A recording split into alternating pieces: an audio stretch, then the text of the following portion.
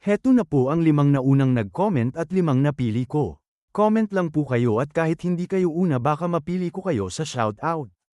At ito na ang una na si Lodi Chris Ribagorda, Lodi Anisa Dico, Lodi Jalua Sorupia, Lodi Eric Buddy, Lodi Jamel Quezon, Lodi Sheila May Epanto, Lodi Kin Carba, Lodi Atar Casilak, Lodi Jep Mal, Lodi Adventures, Lodi Mobile Legends Gameplay, Lodi Encontro Marvin, Lodi Cristina Valmoria, Lodi Francis Dasilo. Maraming salamat po sa inyong lahat at kung bago ka pa lang dito, baka naman. Ika-75 kabanata, sa pagpapatuloy. At natapos na ang labanan na makikita ang gusaling ito. Makikita si Nizam na nakasuntok sa palad na sinabi na ikinalulugod ko kayong makilala ng pormal. Ako si Nizam, ang bagong hirang na lord ng Cheondo Group. Masayang sinagot siya ng alliance leader na nabalitaan ko na may isang batang lord na kamakailan lang ay namuno sa Cheondo Group, kaya ikaw pala yon. Tumugon sa kanya si Nizam na tama yon. Muli na namang sinabi sa kanya ng leader ng alyansa na ayos lang ba talaga na tulungan mo kami ng ganito? Nakangiti sa kanya si Nizam na sinabi na nagbago na ang panahon. Kaya dapat din tayong magbago. Sa halip, humihingi ako ng paumanhin sa huli naming pagtulong, Lord. Bamaling ng tingin sa ating bida ang alliance leader na hindi na ako ang Lord, kaya sa kanya mo na lang talakayin ang mga ganyang bagay. Napalaki naman ng mata ang ating bida. At napangiting sinabi niya na ngayong halos maayos na ang lahat, kailangan na lang nating pumili ng bagong Lord. Muling sinabi sa kanya nito na dahil iniligtas mo ang Jonggan Alliance, nais naming ipagkatiwala ito sa iyo. Tumugon sa kanya ang ating bida na anong ibig mong sabihin doon. Muling sinabi sa kanya nito na gaya ng sinabi ko, hinihiling ko na opisyal ka ng maging Lord ng Jonggan Alliance.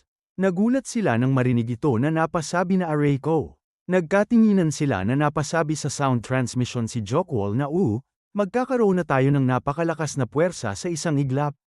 Tumugon sa kanya si Munghayan na tumahimik ka. Huwag kang masyadong mag-isip ng malayo. Dagdag pa ni Lady Song gayon na oo. Hindi ito isang alok na dapat baliwalain lang. Napaseryoso naman ang mukha ang ating bida na napasabi na tumatanggi ako. Ang paggawa lang nito ay nakakapagod na, at gusto niyo pang dagdagan ang gagawin ko. Hinding-hindi, bigla namang nadismaya si Jokwol na biglang napabagsak ng katawan na napasabi na aray ko, sayang naman. Napasabi ang alliance leader sa kanya na sobrang. Nagpapasalamat lang ako, wala na ba talaga akong maibibigay sa'yo? Napabuka ng palad ang ating bida na nakapikit na sinabi na kalimutan mo na yan. Kung ganoon ka nagpapasalamat, bayaran mo na lang ako. Bigla naman napalaki ng mata ang alliance leader na napasabi na pera. Magkano ang kailangan mo? Napangisi siya at sinabi na mas marami, mas mabuti.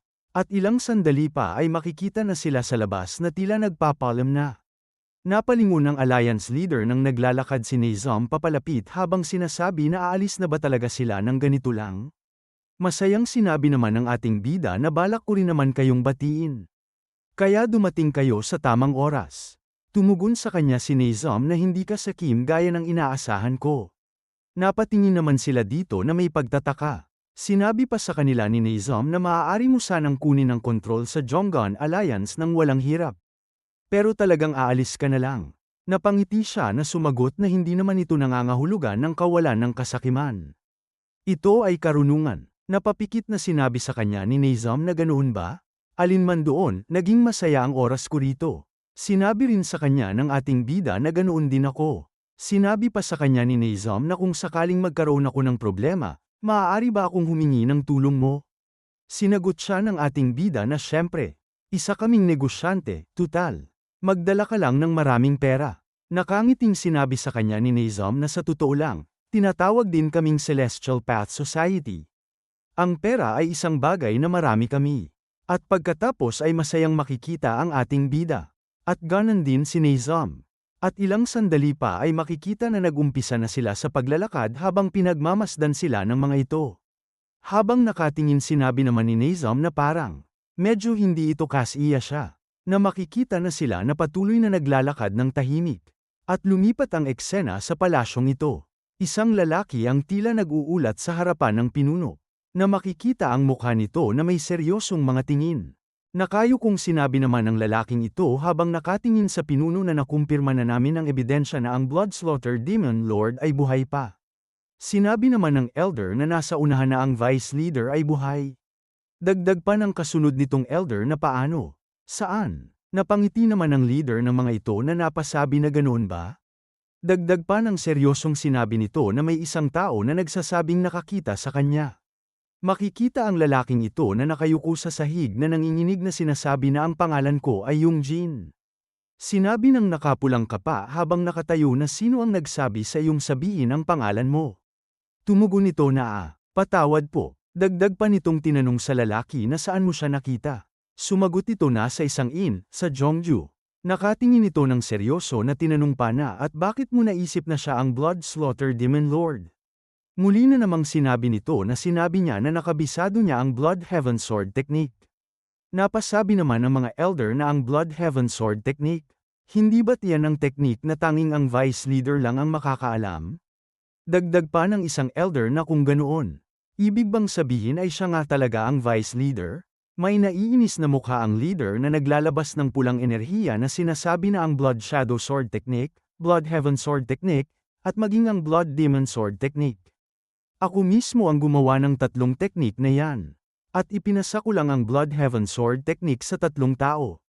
Dagdag pa ng leader na nakatingin dito na dalawa sa kanila ay narito ngayon, kaya ang nakita mo ay tiyak na ang Bloodslaughter Demon Lord. Nanginginig ang katawan nito habang nakayuko na sinasabi na tila ang Bloodslaughter Demon Lord ay nagsisilbi sa ibang tao. At sila ay, nang hindi na nito na ituloy ang pagsasalita nang biglang sumabog ang dugo nito sa ulo na napatingin ng lalaking may pulang kapa sa kanya.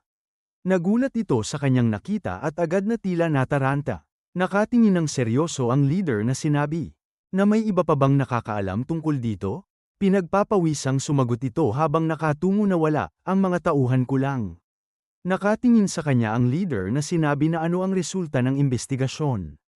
Sumagot ito na pinaghihinalaan na may kaugnayan ito sa World's Greatest Request Sect sa Hagog. Sinabi pa ng leader dito na pupunta ka roon mismo at kukumpirmahin kung yun na talaga ang Blood Sword Vice Leader. Yumuko ito na sumagot na naintindihan ko po. At pagkatapos ay bumaling ito na naglakad ng may seryosong mukha. At pagkatapos ang mga elder ay sabay-sabay na yumuko ng tahimik. Napangiti ang leader na napasabi na kawili-wili. Napangisi pa ito habang napahawak sa mukhang naglalabas ng enerhiyang sinabi pa na napakakawili-wili talaga nito. At lumipat ang eksena kung saan makikita ang hiwa ng espada sa langit. Gawa pala ito ni Lady Song gayon na tinuturuan ni Jokwool. Masayang pumalakpak naman sa kanya si Jokwool na magaling. Naging maayos ang ginawa mo. Napatingin sa kanya si Lady Song gayon at sinabi na salamat. Talaga, marami na akong ipinagbago. Totoo ba yun? Masayang sinagot siya ni Jokwool na oo, may talento ka nga talaga. Sa ganitong bilis, hindi na niya ito naituloy nang may maramdaman si Jokwool na agad na napalingon sa gilid na sinabi pa niya kay Lady Song gayon na teka lang. May gulat naman sa mukha niya na napasabi na ha?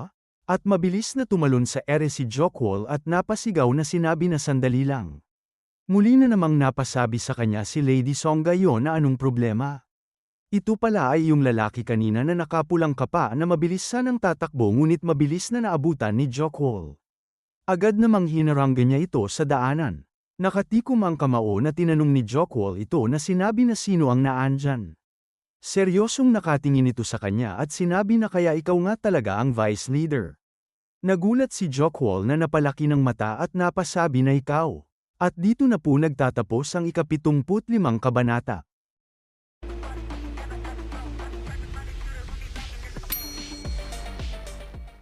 Ika-76 na kabanata, sa pagpapatuloy. Makikita si Jokwool ay hinaranggan nito. At pagkatapos sinabi niya na paano mo nalaman ang tungkol sa lugar na ito.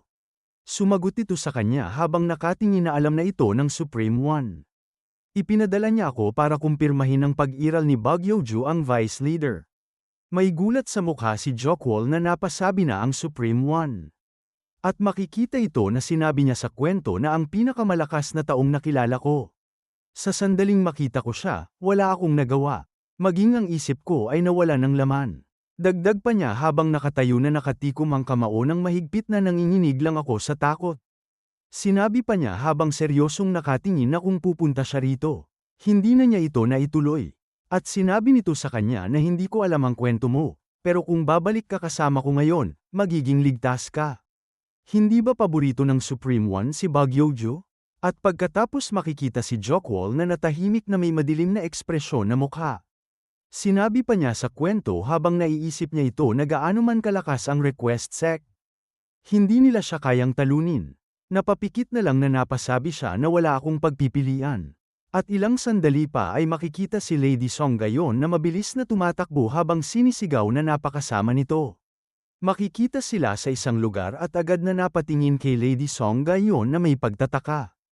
At nang makalapit sa kanya si Lady Song gayon, tinanong siya ng ating bida ano yon. Isang sulat ang inaabot sa kanya ni Lady Song gayon habang sinasabi na ito. Iniwan ito ni Jokwol bago siya umalis. Kinukuha ng ating bida ang papel habang may pagtataka sa mukhang sinabi na umalis si Jokwol. Saan siya pumunta? Sinabi sa kanya ni Lady Song gayon na basahin mo na lang. At pagkatapos ay binasa niya ito habang nakatingin din dito si Mung Hyan. At ayon sa sulat ni Jokwol na aking Panginoon, salamat sa lahat, kung minsan, nakaramdam ako ng inis, pero marami akong natutunan. Sa lugar na ito, naranasan ko ang maraming saya na hindi ko nalaman sa buong buhay ko. Gayunpaman, tila dumating na ang oras para ako ay umalis. Bawat isa ay may kanya-kanyang sitwasyon. Huli, dahil sa pag-aalala, kailangan kong sabihin ito sa inyo. Huwag niyo na akong hanapin. Taos puso akong umaasa na ang lahat ay makahanap ng kaligayahan. At pagkatapos niya ito basahin ay napasimangot ng mukha ang ating bida na seryosong nakatingin sa papel na kanyang binabasa. At lumipat ang eksena kung saan makikita ang palasyong ito. Nakayuko si Jokwol sa sahig sa harapan ng Supreme One habang sinasabi niya na nagbibigay-pugay ako sa Supreme One. Ang katawan ni Jokwol ay nanginginig at pinagpapawisan ng mukha habang nakayuko.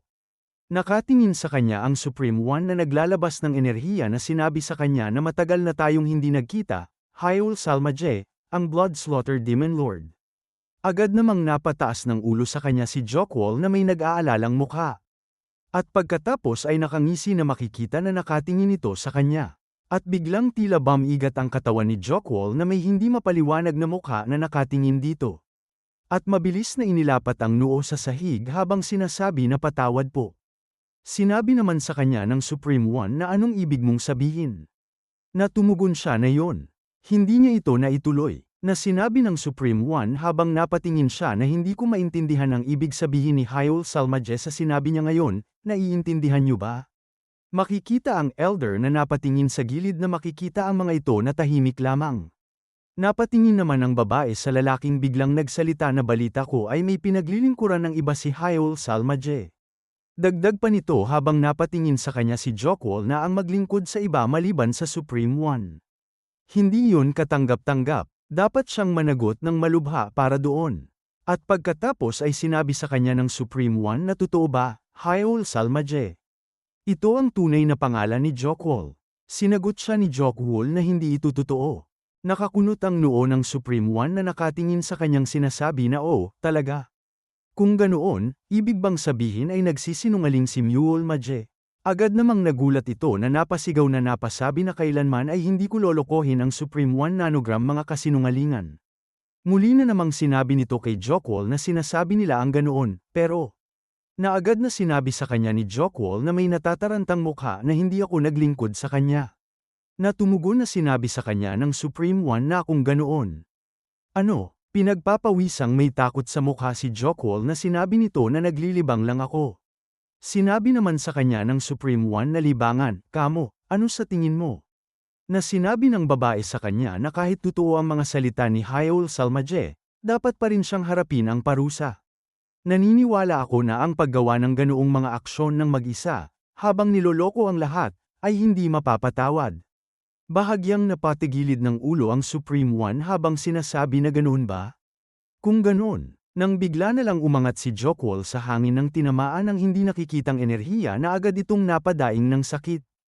At pagkatapos ay napatilapon sa sahig habang makikita ang sakit na tinamo niya sa kanyang mukha na napangiwi. Dahan-daang iniangat ang katawan niya habang ang kanyang mukha ay nakangiwi sa sakit. Bahagyang nakataas ang ulo ng Supreme One habang malamig na nagsalita, na naging mahina ka na simula nang hindi na kita binabantayan, Hayol Salmaje. Hindi pa man tuluyang naglalaho ang kanyang boses ay bigla na namang tumama ang isang hindi nakikitang enerhiya sa katawan ni Hayol Salmaje, isang puwersang walang pinagmumukhang galaw.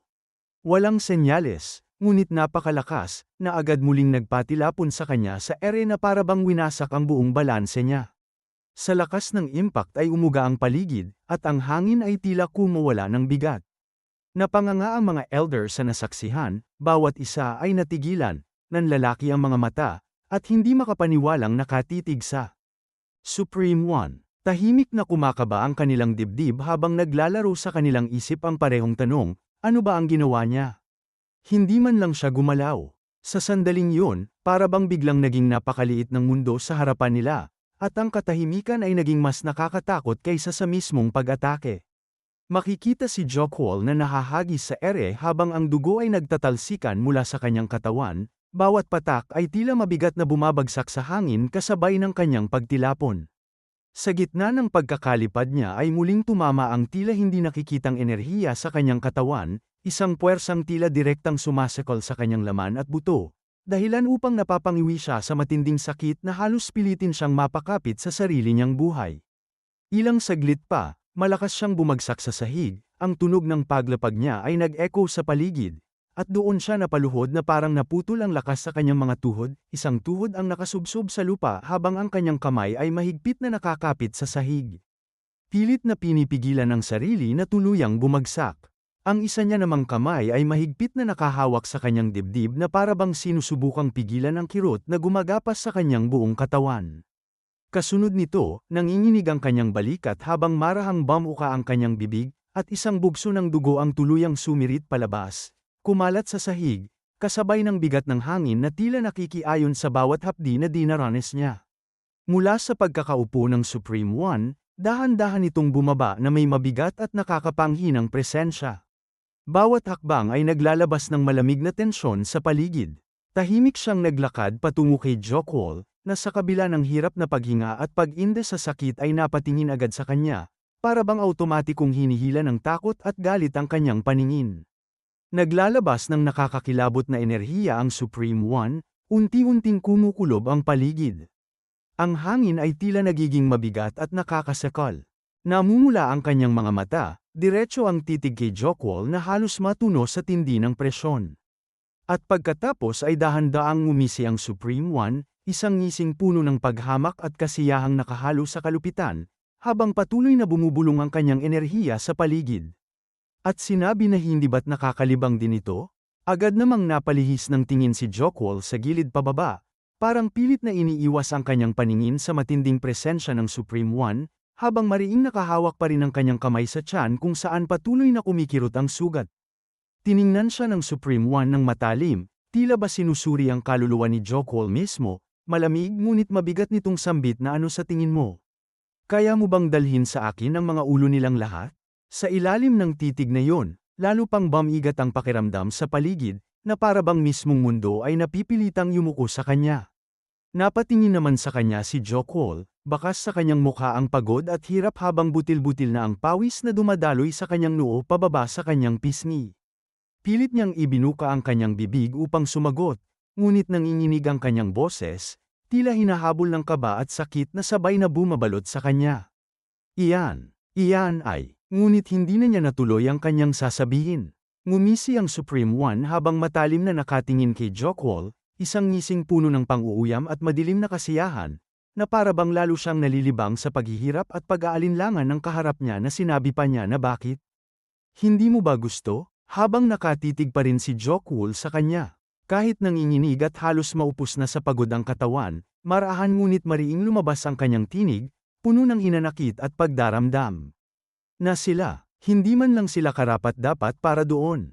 Ngumisi ng may bahagyang pagkainis ang Supreme One, ang ngisi ay may halong pang-uuyam at galit na nakabalot sa bawat galaw ng kanyang mukha. Napawika pa ito na ganoon ba? Bigla na lamang tinamaan si Jokwol ng isang enerhiya na tila kidlat mabilis at matindi, na ikinaunat ng kanyang katawan sa sakit. At ang bawat hibla ng kanyang katawan ay ramdam ang matinding kirot na parabang binuwal sa loob ang bawat kalamnan at buto. At malakas siyang napapasigaw sa kirot, ang tinig niya ay pumuno sa paligid na may halong galit at sakit, na ikinapula ng kanyang mga mata. At dito na po nagtatapos ang ika-76 na kabanata.